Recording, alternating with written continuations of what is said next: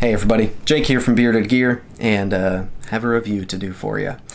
This is a very interesting one. This knife is unique, to say the least. It's the Lionsteel Rok, and I don't remember exactly when it was, but I remember these coming out and being super intrigued by them. It's an M390 blade steel, aluminum integral frame folder, so frame lock, with a locking mechanism for the frame lock, I should add. You can lock it in the open position so that the frame lock can't close. And it has a pocket clip that is spring loaded into the frame. So you press this button on this side and the pocket clip spring pops out on this side. That's different, right? And then you've got this flipper tab that is removable.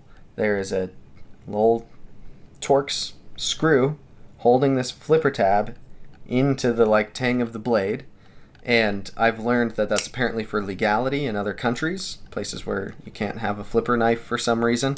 But then if you take that off, there's no nail nick or hole or anything, so your only option is literally just to pull the blade out, which seems funky to me. It is a weird knife. It's just different in a number of ways. And that has drawn me in. It's made me interested in it and curious about it. And now that I've experienced it, long story short, I don't love it. I'll tell you some gripes I have with it, I guess. I don't find myself even really liking this knife that much. But there are so many interesting things about it that it's just, it's interesting. So, yeah, M390 blade steel, aluminum handle scales. I guess I've already talked about most of the construction. It does have a hardened steel interface, and the over travel stop, I guess, is this thing. So it's got that. It's got a unique pivot on the lock side for sure. Definitely captive, because look at that shape. And yeah, even the blade, it's interesting that they've put the branding on the swedge. I don't know that I've seen that on knives other than this one. So you've got M390 Moletta on that side, and then you've got Lionsteel on this side. And clearly Lionsteel is in Italy. This is an Italian-made folder. This may turn into a bit of a discussion on Italian-made knives, because I'm going to have some gripes here. But yeah, that's what we're working with materials-wise. So let's go through my typical stuff. I'm going to try to keep this relatively concise. Ergos. The ergos are fair on this knife. I don't find that I love them. I think the biggest thing that I'm not loving is how much of a cutout you've got on the show side, so that you've got access to this lock bar. And I get why they did that, because this lock bar is a bear, which we're going to talk about. But it makes the ergos kind of suffer a little bit for my hand. I don't like the way my pointer finger feels landing in that cutout. There is some jimping here. My finger goes right past it, so I don't even pay much attention to it. It lands on this crown spine, which I'll give points for that. I love a crown spine. But yeah, in a saber grip, that forward finger spot just doesn't, I don't love it. Hammer grip, same problem. Reverse grip feels quite good. Still feels a little funky in that same spot, but now it's affecting my pinky and I guess my ring finger a little bit. Reverse grip draw cut is okay. Forward grip draw cut, it's okay. So ergos are okay. There's nothing really poking or prodding me in a way that's a deal breaker, but I don't love the ergos either. Let's talk action next. Definitely a weak point of the knife.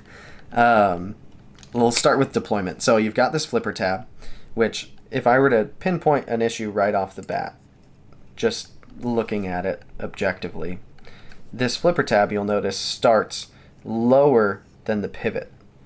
And just based on my basic mechanical understanding of how knives work, I've never seen that be a good thing for deployment. Generally, when the flipper tab comes higher than the pivot, it gives you more leverage. Lower, you've got less leverage.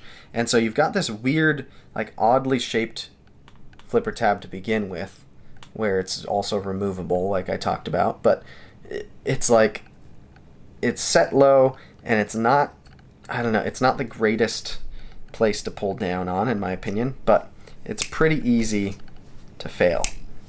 The detent is not strong enough with it being placed this low for it to consistently deploy all the way. Now, if I give it some gas, yeah, I can deploy it. But I've experienced so many detents on so many knives at this point that cost so much less than this one does that you don't need to give it gas to get it to flip, right? I want the detent and the mechanics to do the work for me. That's like the way a knife should function in 2021, in my opinion, for my preferences. Okay? So, no points for the action because the detent is not good and the flipper tab placement doesn't feel that comfortable to me or that convenient to use.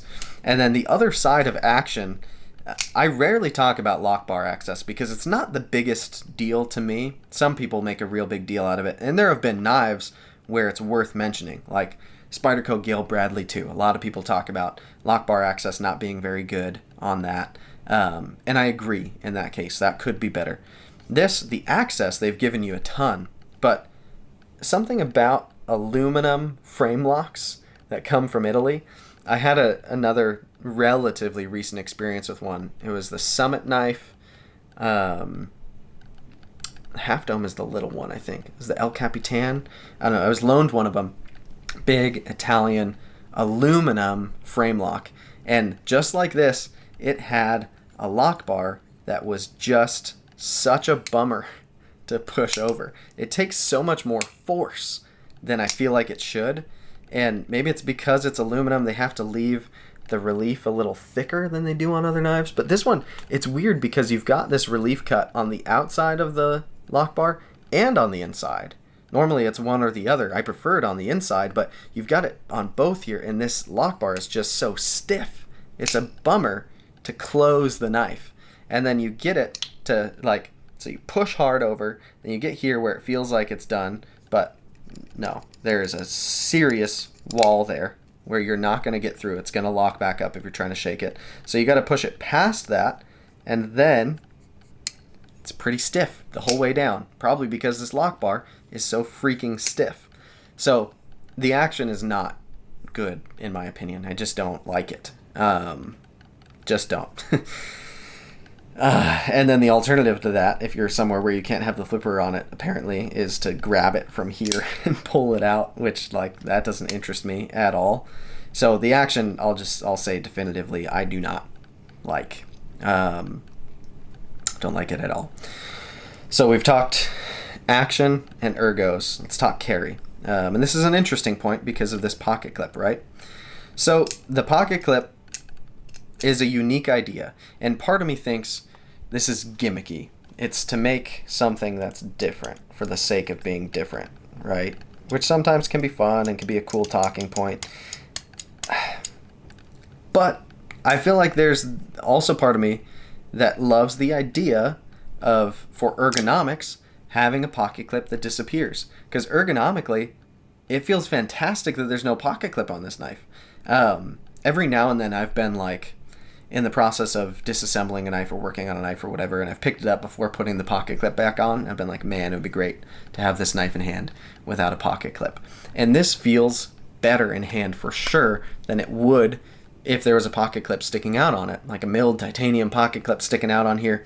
It wouldn't feel as good as there being no pocket clip when it's pressed in, right? That feels really good in hand. But in and out of pocket, it's not the most intuitive to use. It can be a little bit of a bummer, I have found, to get the right kind of grip on it, to push on it this way, because I've got to put fingers on either side of it the way I need to push it up, and then like if I'm letting go a little bit, it's pinched me once or twice. Not bad, it's not drawing blood or anything, but like it's just kind of an awkward thing to actually use and practice. And then in pocket, I have found it's not the easiest thing to get in and out. I find I kind of need to push the button to get it out too, and I just don't love the way it carries with that. It's also, in terms of carry, a pretty thick, big knife. It's not super heavy because it's aluminum, but it is a thick blade stock, so it's not light either. And so it just feels chunky. Got this giant flipper tab on it, which I find annoying. I'm pretty forgiving of flipper tabs in pocket. I've gotten pretty used to carrying knives with flipper tabs, and they rarely even notice them at this point. But this one I notice, and it's thick. The pocket clip Although it has the advantage of feeling good in hand, it doesn't work great in pocket, which is like, which is more important? Both are. A knife has to be good in hand, but a pocket clip, if you're going to have one, should work well, in my opinion, and it leaves some to be desired to me. And yeah, I don't know. I don't love carrying this knife.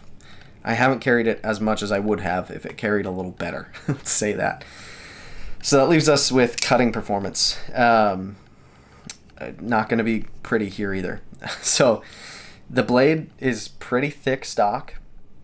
It's M390, which is fine. I like M390. But the way that it's ground, it just doesn't get very thin. In fact, it's quite thick right behind the edge. Like, just feels overly thick. Especially an aluminum frame integral knife. I don't see this being like an outdoor bruiser knife. Like, usually thick blade stock, I can forgive a little more if it seems like, oh, this is a hard use, crazy knife, right? This knife doesn't feel that hard use to me.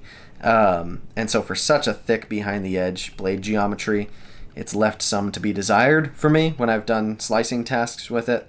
The blade itself, I think, looks okay, but it also doesn't look stunningly great. I think the whole knife, when you look at it, just doesn't look that stunning. So yeah, cutting performance, I've felt a little bit let down by, because it's just pretty thick. It's not terrible. It's quite robust. If you prefer really robust folders, then you'll probably like this blade, but I prefer folders to slice well. I want that to be a focus of the blade, and this isn't. So yeah, I mean, honestly, I feel like at the end of this, I'm going to be selling this knife, be letting it go. There's no after, like, I'm not keeping this, right? At the end of the day, it's like, where do I land on it? Do I think it is just gimmicky things added to a knife to make it exciting? Kind of. I kind of think it is. Like, this pocket clip, I think, is one of the... It's probably the feature that made me most interested in checking it out. If it didn't have this pocket clip, it would have been basically a slightly revised version of they make a knife called the SR1 or the SR2. I had one. It was actually the first integral knife I ever bought. I had an aluminum framed, I think it was the SR, I don't know which number was which, but it was the larger one. And it felt a lot like this, but it didn't have a weird funky pocket clip on it. It had a normal pocket clip. And it's just not that great of a knife by the ways that I judge a knife. In fact, it's kind of bad in most of the ways that I judge a knife. It just happens to have this cool mechanism for a pocket clip. And it's like, that drew me in. It did its job, and now it's not enough. Not even close. I think also if they had nailed it on this, if it felt maybe more solid or more usable or more intuitive, then I might have been like, it's cool enough because of that I find myself liking the knife, even though the lock bar is a little brutally stiff and the action leaves some to be desired and the blade geometry isn't what I prefer, and like there's all these ands of things that I don't love about it. But yeah, the pocket clip isn't redeeming it. It's adding to it not being that great for me. So I don't think I'd really recommend this knife. I guess my only recommendation would be if you're someone like me who's just really curious about how it actually is in person. There's nothing like actually experiencing a knife in person when you're curious about it. So maybe get one to check out. And I'm sure there are some people who love this knife. A lot of this is my preference. That's totally fair to put out there. I'm not saying this is all fact that everyone is going to agree upon. This is just the way I see the knife and the way it kind of makes sense in my head. So if you're someone who has one of these or had one of these and loves or loved it, then let me know in the comments. Let me know. Like, I'd be genuinely curious to know how many people are fans of this knife, because then we just have a difference in opinion and preferences, which is fine. Anyway, that's the Lionsteel Rok, R-O-K. And it's an interesting one for sure. Very interesting knife, but not for me. So thanks for checking it out. We'll see you guys on the next one.